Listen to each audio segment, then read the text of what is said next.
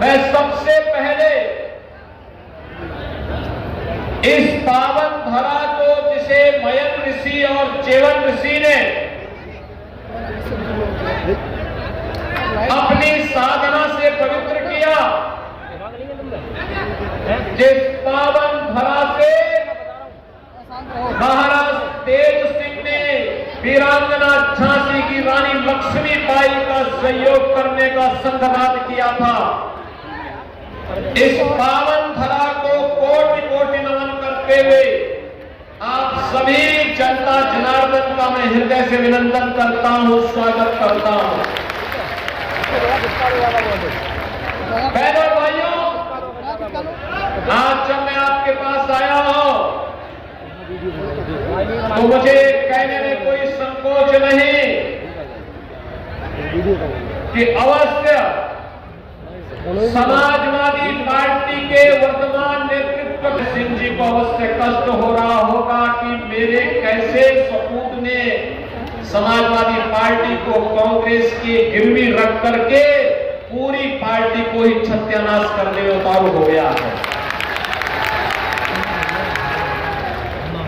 बहनों भाइयों, कुछ लोगों की एक प्रवृत्ति होती है और वास्तव में वह जिंदगी भर उनके साथ जुड़ जाती है, और वह है कि बबुआ अभी बालिग नहीं हुआ है, इसीलिए कभी कभी ऐसा काम कर लेता है जिससे मैनपुरी वासियों के सामने भी संकट खड़ा हो जाता है। आप सोचिए, नेताजी जीवन भर कांग्रेस का विरोध करते रहे। इमरजेंसी में नेताजी को कांग्रेस ने बंद किया था, उन्होंने अपना आदर्श डॉक्टर राम मनोहर लोहिया को बनाया था, और डॉक्टर राम मनोहर लोहिया ने क्या बात कही थी? उन्होंने कहा, सच्चा समाजवादी वह जो संपत्ति और संतति का मोह न करे। अब याद करो, ये सारा का सारा पद केवल एक परिवार को चाहिए, बाकी और किसी को नहीं चाहिए। ये कैसे चलेगा? और इसीलिए मैं आपसे कहने के लिए आया हूं, बहनों और भाइयों, आज की राजनीति की सबसे बड़ी त्रासदी है परिवारवाद से ऊपर उठना, जातिवाद से ऊपर उठ करके हमें सामाजिक ताने बाने को छिन्न भिन्न करने वाले बैरियर को हटाना पड़ेगा और भारत को मजबूत बनाना पड़ेगा। मेरा भारत मजबूत होगा, हम सब मजबूत हो जाएंगे। आपने देखा होगा, अभी 3 दिन पहले जम्मू कश्मीर विधानसभा में एक प्रस्ताव पारित हुआ है। उसमें उन्होंने कहा है कि हम धारा 370 को फिर से बहाल करना चाहते हैं। बहनों और भाइयों, बाबा साहब भीमराव अम्बेडकर की भावनाओं के विरुद्ध बाबा साहब भीमराव अम्बेडकर ने देश को संविधान दिया और उनकी भावनाओं के विरुद्ध कांग्रेस ने संविधान में धारा 370 जोड़ी थी। ये धारा 370 न केवल जम्मू कश्मीर में बल्कि पूरे भारत के अंदर आतंकवाद की जड़ बनी, और भारत के यशस्वी प्रधानमंत्री नरेंद्र मोदी जी ने 5 अगस्त 2019 को देश के आतंकवाद की जड़ धारा 370 को हमेशा के लिए समाप्त कर दिया।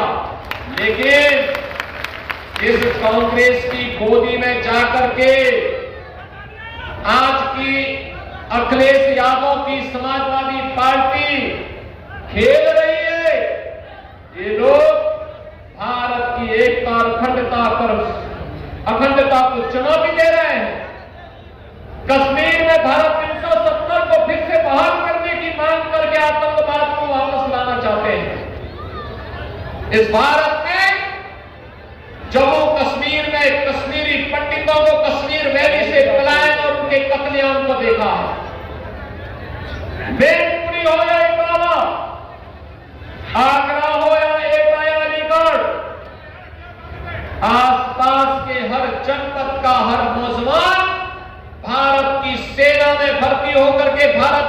मीलों की रक्षा करते हुए अपना बलिदान दिया है। और कांग्रेस को या समाजवादी पार्टी को किसने अधिकार दे दिया कि राष्ट्र की अखंडता के साथ ये लोग समझौता करें? और इसीलिए मैं कहता हूं, नेताजी हमेशा कांग्रेस का विरोध करते हैं, कहते थे कि भाई जिंदगी भर धोखे से भी इसके साथ नहीं करना। लेकिन आज ये समाजवादी पार्टी नेताजी के मूल्य और आदर्शों से पूरी तरह अपने आप को दूर कर दी है, अपने से दूर हट चुकी है।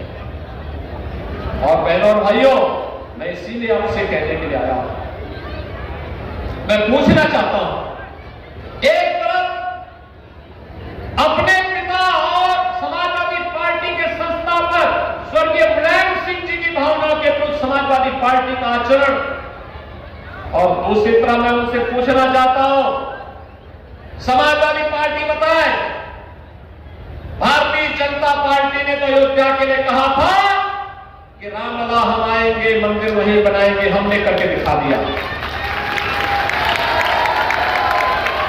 क्या समाजवादी पार्टी सहमत है तो बताएं? हम तो कहते हैं कृष्ण कन्हैया हम आएंगे, आपकी भावनाओं का सम्मान कराएंगे, जन भावनाओं का मथुरा में भी सम्मान कराएंगे। क्या समाजवादी पार्टी इसमें सहमत है?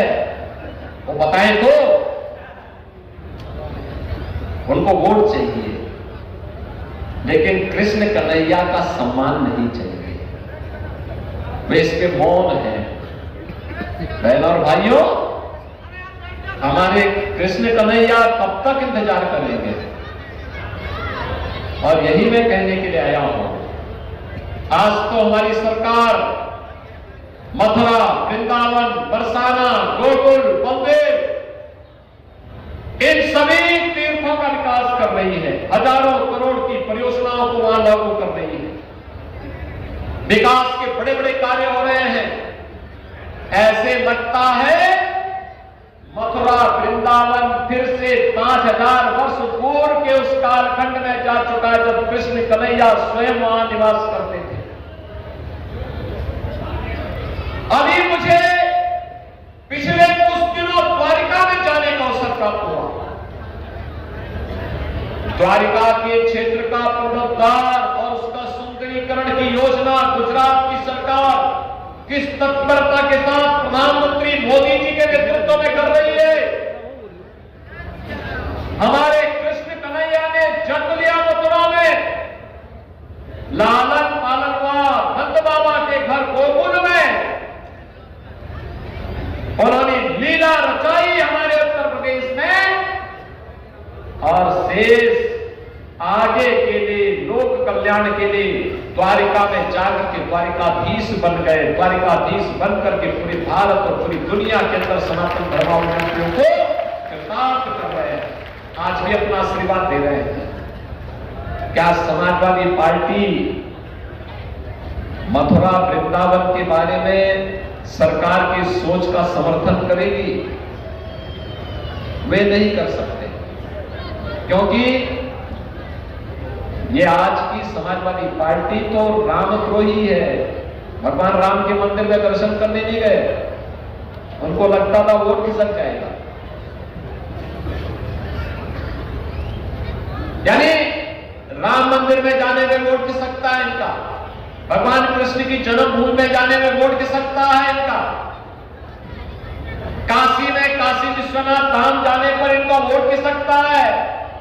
अरे हमारे आराध्यों का जब आप सम्मान नहीं कर सकते, पूछना चाहिए तो फिर हमारा वोट लेने के लिए भी क्यों आप आते हैं? दो टुकड़िए करार वासियों में आपसे ये भी कहूंगा, आपको उनको जवाब देना चाहिए, और जवाब यही देना चाहिए, दो टुक बोलना चाहिए। अगर आप कृष्ण कन्हैया का सम्मान नहीं कर सकते, उनके गौरव और गरिमा के सम्मान के लिए आप कुछ नहीं बोल सकते, तो हम भी आपसे बाय बाय करते हैं। दो टुक बोलने की आवश्यकता है। बहनों और भाइयों, आज तो सरकार प्रधानमंत्री मोदी जी के नेतृत्व में जिस तत्परता के साथ कार्य कर रही